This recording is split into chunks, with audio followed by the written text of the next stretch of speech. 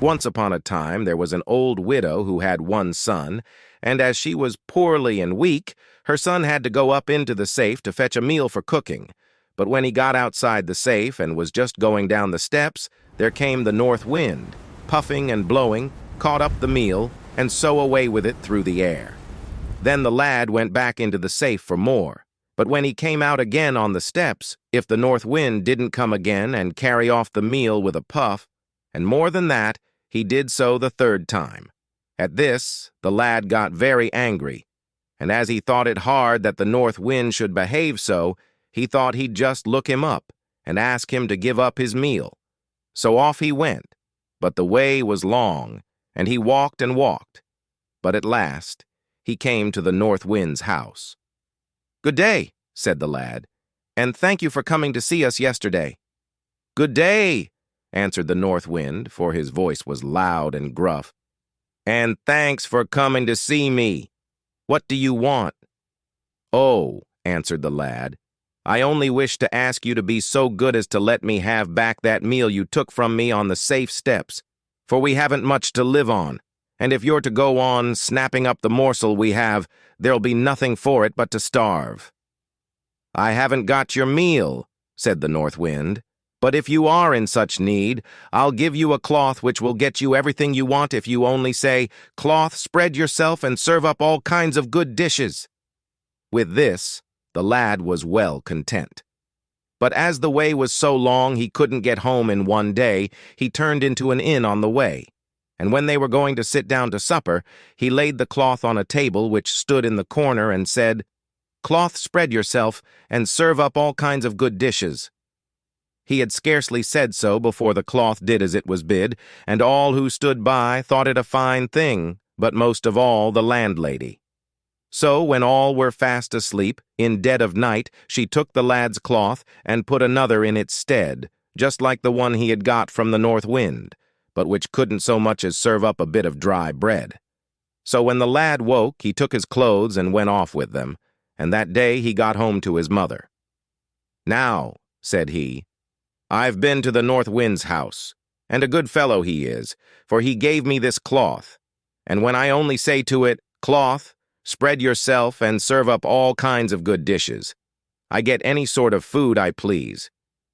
"All very true, I dare say," said his mother, "but seeing is believing, and I shan't believe it till I see it." So the lad made haste, drew out a table, laid the cloth on it, and said, "Cloth, spread yourself, and serve all up kinds of good dishes." But never a bit of dry bread did the cloth serve up. "Well," said the lad, "there's no help for it but to go to the north wind again." And away he went. So he came to where the north wind lived late in the afternoon. "Good evening," said the lad. "Good evening," said the north wind. "I want my rights for that meal of ours which you took," said the lad. "For as for that cloth I got, it isn't worth a penny." "I've got no meal," said the north wind, "but yonder you have a ram which coins nothing but golden ducats as soon as you say to it, 'Ram, ram, make money.'" So the lad thought this a fine thing, but as it was too far to get home that day, he turned in for the night to the same inn where he had slept before. Before he called for anything, he tried the truth of what the north wind had said of the ram, and found it all right. But when the landlord saw that, he thought it was a famous ram. And when the lad had fallen asleep, he took another which couldn't coin gold ducats, and changed the two. Next morning off went the lad, and when he got home to his mother, he said, "After all, the north wind is a jolly fellow, for now he has given me a ram which can coin golden ducats if I only say, 'Ram, ram, make money.'"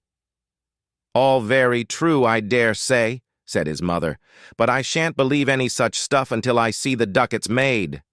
"Ram, ram, make money," said the lad, but if the ram made anything, it wasn't money. So the lad went back again to the north wind and blew him up, and said the ram was worth nothing, and he must have his rights for the meal. "Well," said the north wind, "I've nothing else to give you but that old stick in the corner yonder. But it's a stick of that kind that if you say, 'Stick, stick, lay on,' it lays on till you say, Stick! Stick! Now stop! So, as the way was long, the lad turned in this night too to the landlord. But as he could pretty well guess how things stood as to the cloth and the ram, he lay down at once on the bench and began to snore as if he were asleep. Now the landlord, who easily saw that the stick must be worth something, hunted up one which was like it, and when he heard the lad snore, was going to change the two. But just as the landlord was about to take it, the lad bawled out, "Stick! Stick! Lay on!" So the stick began to beat the landlord, till he jumped over chairs, tables, and benches, and yelled and roared, "Oh my! Oh my! Bid the stick be still, else it will beat me to death, and you shall have back both your cloth and your ram."